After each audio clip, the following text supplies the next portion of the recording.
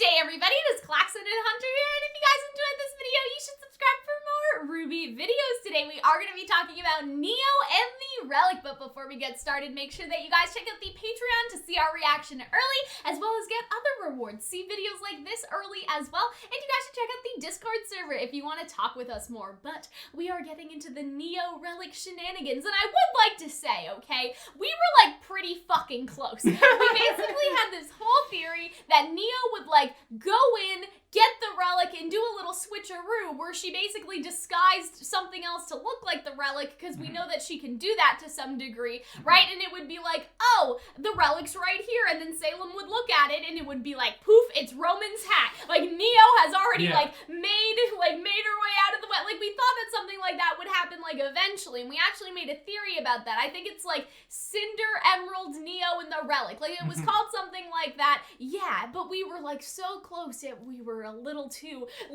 far at the same time. That's been this whole volume for us. Like, we were pretty close about who was going to break out Crow, but not close enough. We were pretty close that someone was going to save the day when Juniper plus Yang goes into the whale. But we weren't right with who did it. Like, exactly. We keep on getting like, we close. thought, oh, Raven will save them, but it was Hazel. Or we thought, oh, Raven will break Crow out of prison, but then it was, like, Cinder by accident, so right? basically what we're going to say is that we kind of want still. Raven to be more important, and arguably she actually is. But, like, with this, it's like we got the general theme of Neo stealing it, but now the question is sort of up in the air as to why. Because she doesn't seem to be doing it, because basically, like, what we were thinking recently was, okay, Emerald knows the password, she'll go to Cinder will ask the relic like about Salem and stuff, they'll find out that, you know, everything is not great, and then they'll all defect together. Like, that was our idea, and that Neo would basically go in and like do the switcheroo so Cinder could ask Jin, because like Emerald overheard the password. Like, that was the thing.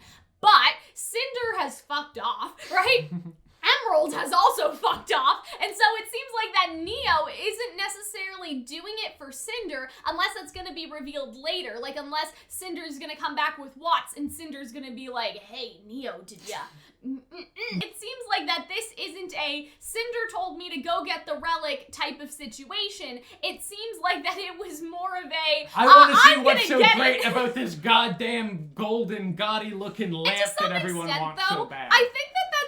I think that it makes sense, because when you really think about it, as soon as Neo gets there, right, she already looks like she wants to get the fuck out of Dodge. And then the stuff with Cinder happens, where I think that she realizes that her and Emerald aren't that valued, and how Cinder treats them, and how Salem treats all of that, right? Like, there's a bunch of, like, scenes where you can see in Neo's face that she's like, this is not great. Like, even when, like, Roman treated me better. You know, like, even when she's going with Cinder, like, oh, we'll just be gone for 5 minutes, no one will know that we're gone, right? Like, and the aftermath of all that, like, I feel like that Neo has slowly, not even slowly, she's already known that she fucked up and she wants to get out of here. And so I feel like that for her, she's just like, okay, I thought that I needed Cinder to help me kill Ruby, but with everything going on right now, maybe I don't. Maybe I can also, like, ask the relic a question, and, like, that'll help me in my murderous revenge, right? And so I feel like that at this point, does Neo really need Cinder to achieve her goals in the same way that Cinder needed her? Because the whole thing was that Cinder could not kill Ruby, because by orders of Salem, like, that was not a thing, do not kill Ruby. And we can maybe posit now that that is because of Hound-related reasons, right? But, right, Neo doesn't really have anything to gain from Cinder anymore, and I think that Neo has realized that to some extent, and Neo's like, you know what, I'm gonna take the relic, I'm gonna ask my question, and I'm gonna leave, and go get my revenge. And maybe like that question, so we're going to talk about what the question will be. It's possible that that question could actually lead her in to not killing Ruby at all, and maybe that she sees that Cinder is actually the one responsible. And so here's the question about the question, okay? What the fuck is Neo gonna ask exactly? Because I feel like that people are of two minds of it. They don't want Neo to waste a question because they, as the audience, want to know something juicy, but at the same time,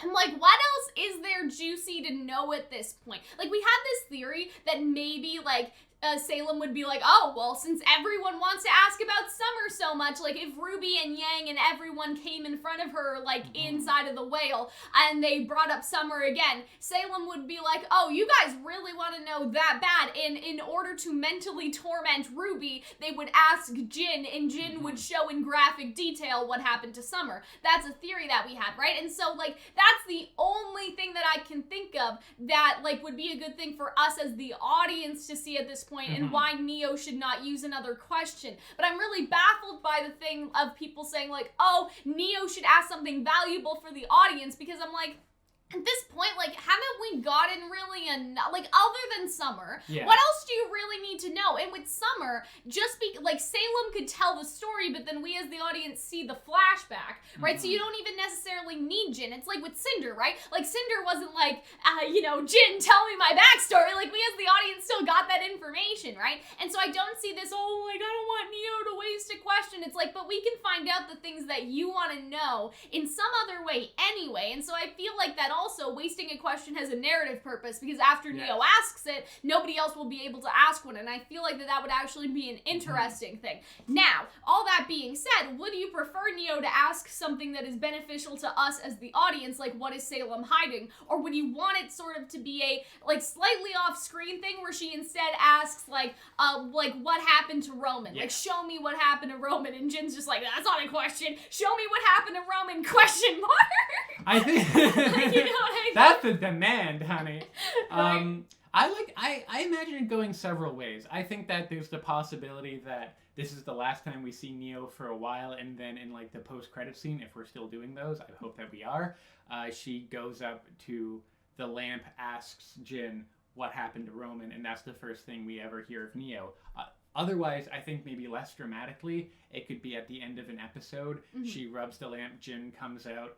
She would have to say Jin, right? Well, okay, so we talked about that, though, in our analysis, and we have, like, a lot of ideas. Like, listen, like, sign it out, sign language, write it down. Text-to-speech, right? Because, like, Fox has the ADA thing on his scroll, so I'm sure you could do, like, text-to-speech Jin, you could do... And I feel like that, in order to get around all these things, they could just cut to Jin being like, so you want to know what happened to Roman, if you insist, right? Like, they don't even need to show us how she did it. Like, I feel like we could suspend our disbelief enough, but then that way, they don't really need to answer, like, did she talk, did she not talk? The thing about this is that this conversation's kind of hard for us, because there's also, like, the intertwining aspects of, like, disability rep, like, if people consider Neo a disabled character, and, like, if she talks, like, obviously, selective mutism is selective, right? Like, it's in the name, and I don't personally know a lot about that to know if she would actually talk in front of Jin, but not anyone else, right? And so I can't really speak on that, but I think that the issue that it's possible that you may run into is with her talking, or, like,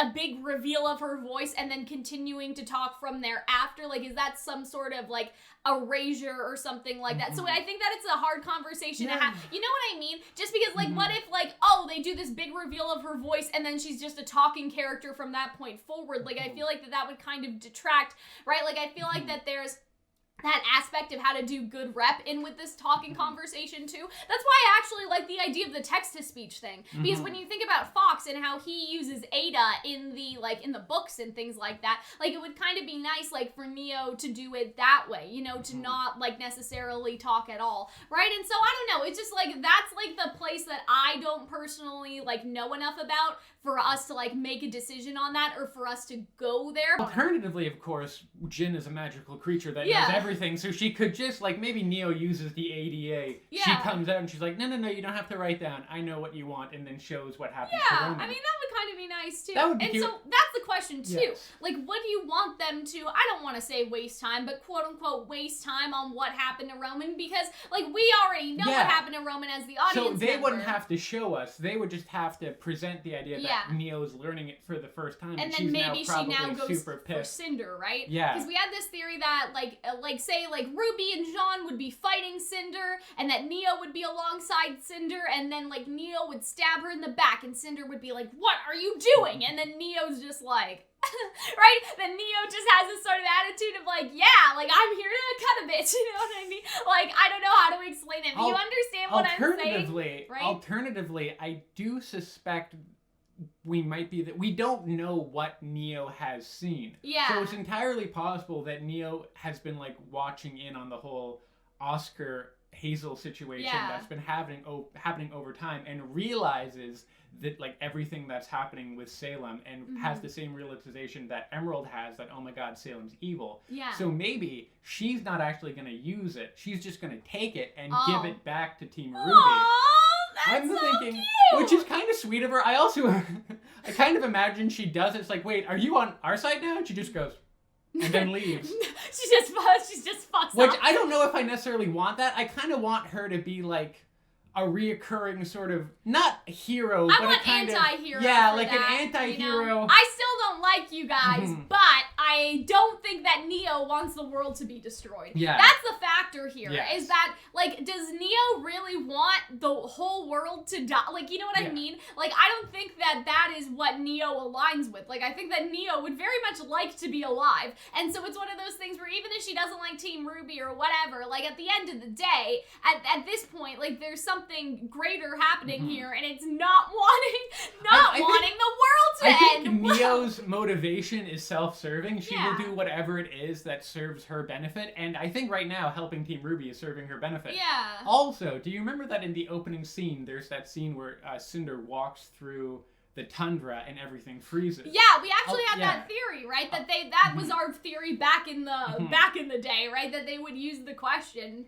So I think what happens is that there's some kind of... So this kind of goes into broader discussions, but the bomb goes into the whale. Right. The bomb explodes. It's not a good thing. It's not It could seriously damage like the structural integrity of Atlas. It causes whale Grim goop to fly everywhere, which turned into Grim, that causes even more danger. Right. I imagine we might see a scene in the kind of Atlas underground where the... Not great. Yeah, not great. So I think that situation will cause a lot of panic, and I think it will cause this sort of mass fight that we've been predicting for a while, that maybe like a hacked Penny and Cinder, and, well, I guess not Tyrion anymore, but maybe Salem coming back, and a whole lot of Grim and Winter and the Aesops. All these people come in and fight at this one place, and this big, like, everyone's playing hot potato with the the relic, and eventually something happens where she's in, like, Ruby's in serious danger, and she needs to freeze everything so either Penny doesn't die, or Team RWBY doesn't die, or someone important does not die. And then Jin comes out and says, like, well, you know, I only let you use me for tactical advantages one time. You're gonna have to ask a question. Yeah. And then maybe RWBY looks over to Salem and looks back to Jin and says, what happened to my mother? Yeah. End of episode. Yeah, I think that could be really good. But what if Neo does ask something for the benefit of the audience? Like, wouldn't it kind of be ironic if, say, Neo asks, like, what is Salem hiding? Like, we sort of theorize, and then we see Summer's backstory, because that's included in what Salem's hiding. Because she's just like, you know, like, she's like, oh, Summer again? Right? Like, she doesn't even tell them, right? Yeah. So that's included. And the Hound stuff is included. Like, and then we get, like, the Lost Fable, like, modern times, too. Electric, like, you know what I mean? And so when you think about that, like, what if Neo asks what Salem is hiding, but then she is the only character that knows it? Isn't that kind of ironic in a way? Yeah, and that she can't tell asks anybody what Salem is hiding, but she now is the sole like knowledge bearer of that, and she needs to go and, like, you know, type out this fanfic to Team RWBY about what she saw in the relic, right?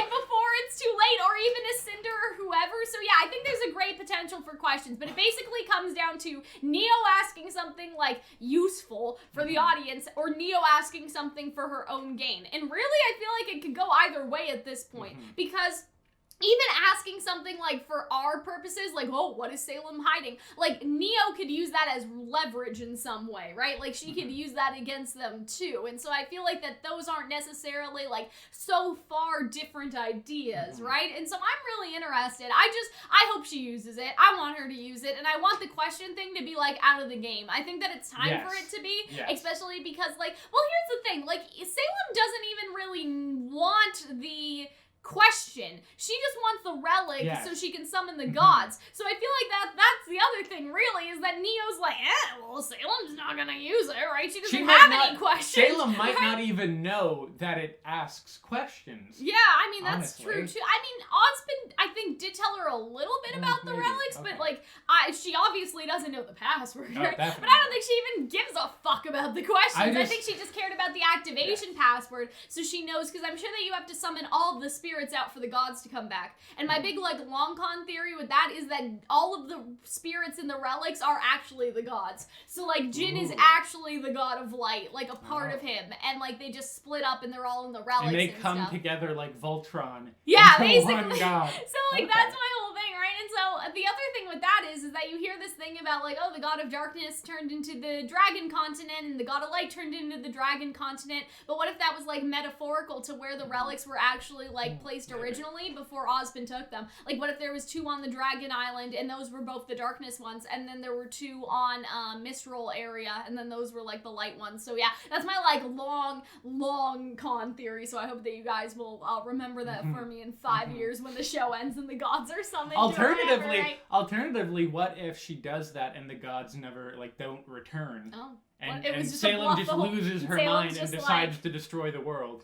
That could also be a possibility. Maybe that's what Neo sees, like a total destruction of the universe. Or like, what if that's what Neo, like, does Neo know about the gods? Because I think not. That, I mean, what did Ozpin say to Hazel?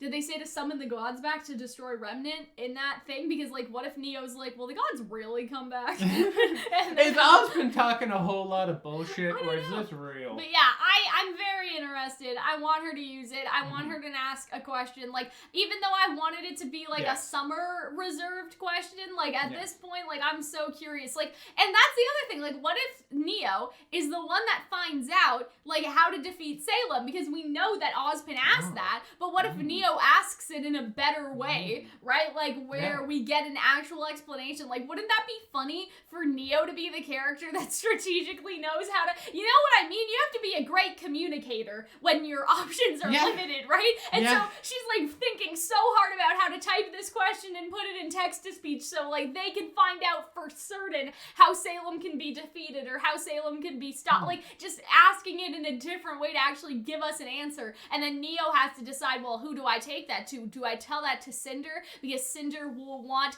Salem to, you know, be pushed out of her spot so Cinder can be the most powerful in the world, because we talked about that. We had this whole thing that Cinder, like, can't be the most powerful person in the world as long as Salem still stands. So eventually Cinder will want to steal Salem's power, like the power of the maidens, right? So we had, like, that whole idea. So what if it's like, do I tell Cinder so we can, like, all, like, use this knowledge to fight against Salem, or do I go tell Team RWBY? Like, I don't know. Just so many interesting questions with Neo doing the things. But yeah, that is basically all from us, I think, guys. So I hope that you guys enjoyed the video. Any other thoughts, Hunter? Or do you think that we're I just think it's really funny that you're wearing a Pyrrha shirt and I'm wearing a Cinder shirt, and yet we can still be friends. Nothing to do with this, but I hope that you guys enjoyed, and I will see you guys in the next one. Bye!